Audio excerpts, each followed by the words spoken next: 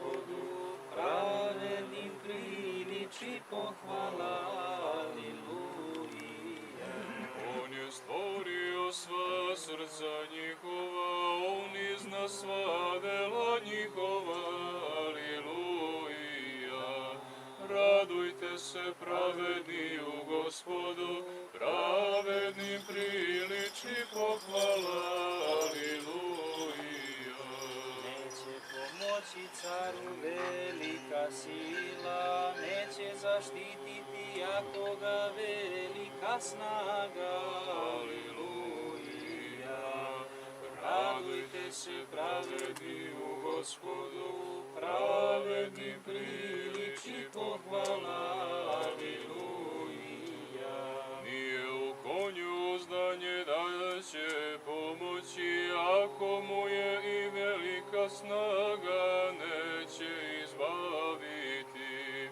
Radujte se pravedni u Gospodu, pravedni priliči pohvala, aleluja. Oko je Gospodnje na onima koji ga se boje i na onima koji čekaju milost njegovu, aleluja. Radujte se pravedni u Gospodu, pravedni priliči pohvala, aleluja. Gospodu, pomilovati sja dušam našim. Slava Tebje, Hriste Bože, apostolom pohvalom, mučenikom. Oče srca mog na nezdošavnih sila mojih, na veru nepostavljeno. Odnosno Nemanjićima je bio arhangel Mihajlo, porodični zaštitnik i slavili su kao svoju krsnu slavu svetog arhangela Mihajla. Po jednom od predanja se veli da je ovaj manastir ustrojio u znak zahvalnosti Stefan Nemanja po izbavljenju iz pećine gde je ovde negde bio zatočen i da manastir datira iz 12. veka, mada znači, otac Zosima kaže da je vrlo izvesno da je manastir mnogo stariji znači, od tog perioda.